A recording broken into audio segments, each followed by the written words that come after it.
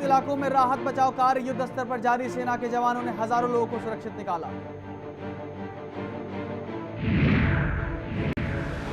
और महाराष्ट्र समेत देश भर में गणपति बप्पा की विदाई की धूम। मुंबई में कल कड़ी सुरक्षा के बीच भगवान गणेश को किया गया विदा।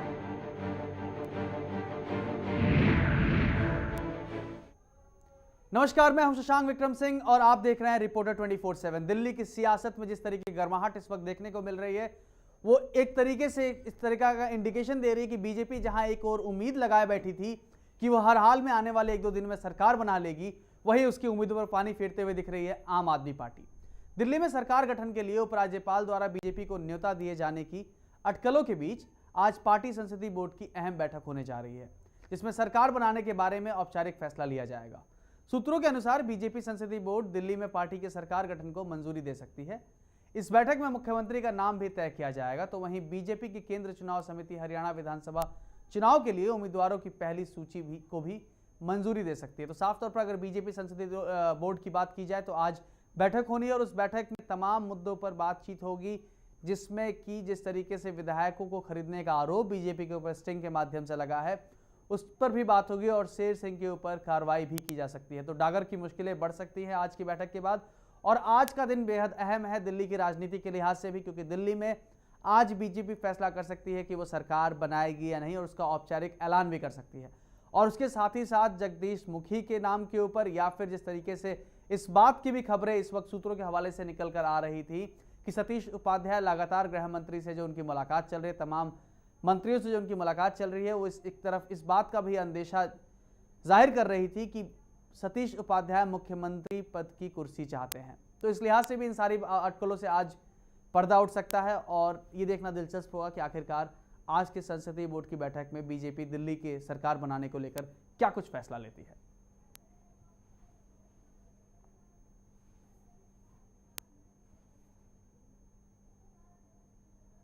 दिल्ली में सरकार बनाने को लेकर सियासत गर्मा गई है। आम आदमी पार्टी ने भारतीय जनता पार्टी पर विधायकों को खरीदने का आरोप लगाया है।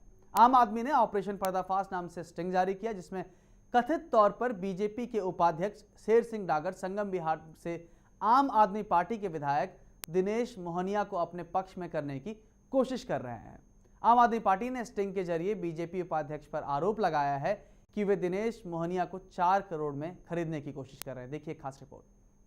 देखा कि किस तरह से भारतीय जनता पार्टी आम आदमी पार्टी के विधायक दिनेश मोहनिया को 4 करोड़ रुपए देकर उनको ये वादा कर रही है कि आप रिजाइन कर दीजिए, हम आपको टिकट देंगे, बीजेपी की चुनाव लड़वाएंगे, चुनाव लड़वाने का खर्चा देंगे, और बाई चांस अगर आप हार जाते हैं तो हम आपको चेयरमैनशिप दे देंगे।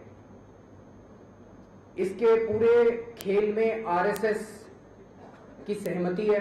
तो आज ये बीजेपी का गंदा खेल, आज ये बीजेपी का शर्मनाक खेल एक्सपोज हुआ है।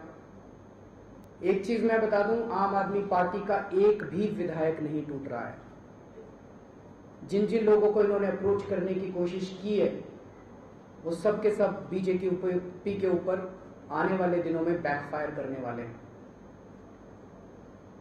आम आदमी पार्टी किसी भी हालत में बीजेपी को दिल्ली में बेईमानी से सरकार नहीं बनाने देगी। इसकी शिकायत हम इलेक्शन कमीशन में करेंगे और हम वकीलों से पूछेंगे कि इस गलत हरकत के लिए बीजेपी के खिलाफ क्या कार्रवाई की जा सकती है। हम एफआईआर दर्ज कराएंगे और हम कल सुप्रीम कोर्ट में इस पूरी की पूरी वारदात की रॉ फुटेज सुप्रीम कोर्ट के सामने रखेंगे।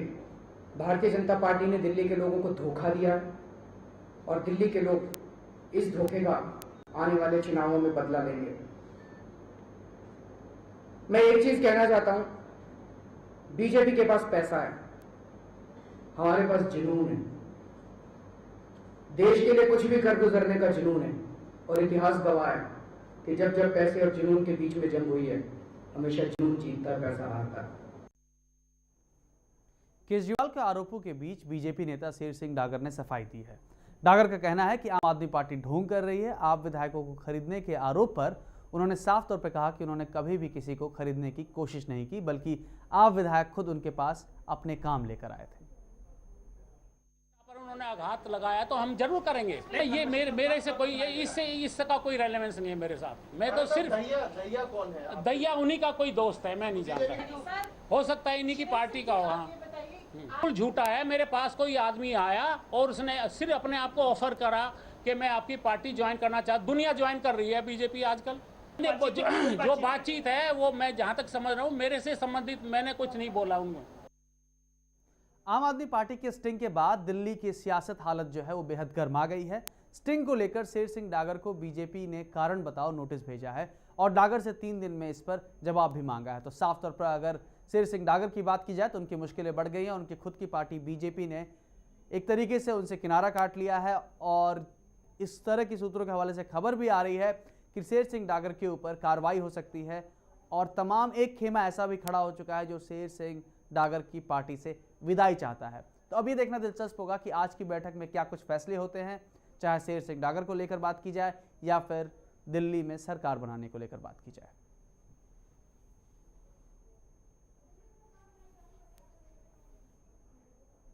एसपी प्रमुख मुलायम सिंह यादव ने मैनपुरी में जनसभा को संबोधित करते हुए बीजेपी पर जमकर हमला बोला और उन्होंने कहा कि बीजेपी झूठ का पलिंदा है, झूठे वादे कर जनता को ठगा है। सत्ता में आने से पहले बीजेपी ने कहा था कि अच्छे दिन आएंगे, लेकिन सत्ता में आते ही महंगाई ने लोगों की कमर तोड़ दी है। हालत ऐसी सुधार देंगे कि हमारे देश का किसान मालामाल हो जाएगा और हम गुजरात मॉडल पर देश को बना देंगे। तो गुजरात के बारे में तो मुझे पता, मैंने बहुत दौरा किया, बहुत सोए भी कई रात वहां। तो सारी बातें याद नहीं है तो भाषण उसी में चला जाएगा। 8 बातें उन्होंने ऐसी कही। तो क्या आते ही महंगाई बढ़ी? हमने पूछा था लोकसभा में उससे कि महंगाई खत्म नहीं कर सकते तो मैंने माना, लेकिन महंगाई अगर खत्म नहीं कर सकते थे तो महंगाई कब तो कर सकते थे। अगर कम भी नहीं कर सकते थे तो महंगाई ठहर तो सकती थी। जितनी महंगाई आपने ओथ ली तो उस समय थी उतनी ही बनी रहती, लेकिन आपके ओथ लेने के बाद महंगाई और बढ़ गई। तो इसलिए मैंने ऐसे ही नहीं कहा है, झूठ बोलना और माहौल में ऐसा बातों पैदा कर देना, ये भारतीय जनता पार्टी कभी हिंदू और मुसलमान का नाम लेकर के हमारे हिंदुस्तान में बंटवारा करना चाहते हैं। मुलायम सिंह यादव तुष्टीकरण की राजनीति का आरोप बीजेपी के ऊपर लगा रहे हैं। वहीं अगर बीजेपी के सांसद योगी आदित्यनाथ की बात की जाए तो उनके मत बिल्कुल अलग है और वह आरोप साफ तौर पर एसपी सरकार पर लगा रहे हैं। गोरखपुर से बीजेपी सांसद योगी आदित्यनाथ ने एसपी सरकार पर जमकर निशाना साधा। यूपी सरकार को आड़े हाथों लेते हुए उन्होंने कहा कि सरकार तुष्टीकरण की राजनीति कर रही है, जिससे दूसरे समुदाय खुद को ठगा महसूस कर रहे हैं। और आपको बता दें, चुनाव प्रचार के दौरान उन्होंने ये सारी बातें कही हैं और नोएडा में चुनाव प्रचार के दौरान योगी आदित्यनाथ ने एसपी सरकार पर जमकर निशाना साधा और तुष्टीकरण की राजनीति का आरोप लगाया है।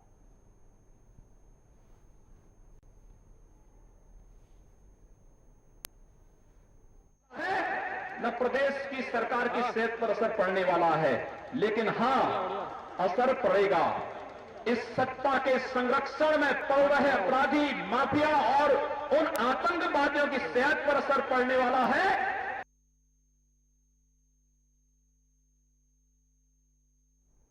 उत्तर प्रदेश में लव जिहाद पर सियासत तेज होती जा रही है। कांग्रेस इस मुद्दे पर बीजेपी और संघ पर सियासत करने का आरोप लगा रही है, तो वहीं बीजेपी नेता कांग्रेस पर इसका इल्जाम मढ़ रहे हैं।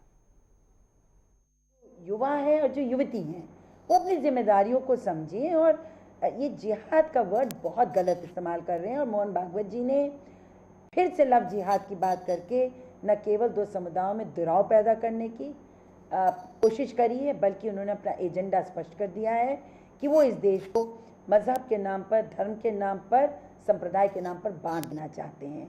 ये उनका ये जो राजनीतिक षड्यंत्र संघ परिवार का चल रहा है, हर तरह से सत्ता को ग्रहण करने का, अपनाने का, और उत्तर प्रदेश में उनकी निगाह 2017 के चुनाव पर है। उत्तर प्रदेश में जो सिलसिलेवार घटनाएं हो रही हैं, छल छद्म धोखे से जिस तरह से युवतियों को फंसा करके और इस तरह के मामले सामने आ रहे हैं वो गंभीर घटना है।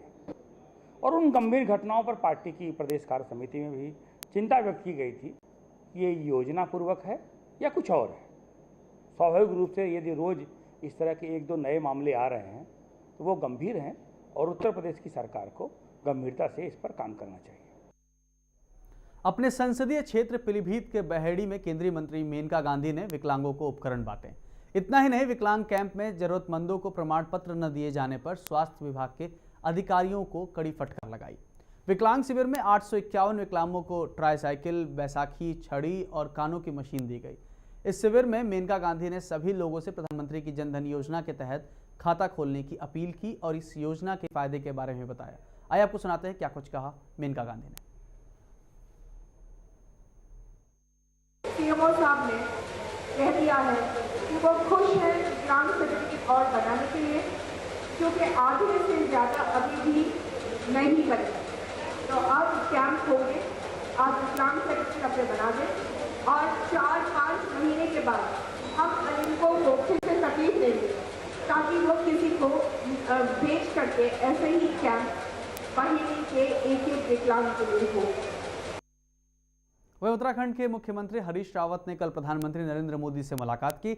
इस मुलाकात में चीफ मिनिस्टर रावत ने पीएम से उत्तराखंड के कई मुद्दों पर चर्चा की और आपातग्रस्त इलाकों के पुनर्निर्माण की मदद मांगी। इसके अलावा रावत ने आगामी अर्धकुंभ और उत्तराखंड में औद्योगिक विकास के लिए आर्थिक पैकेज की भी मांग की।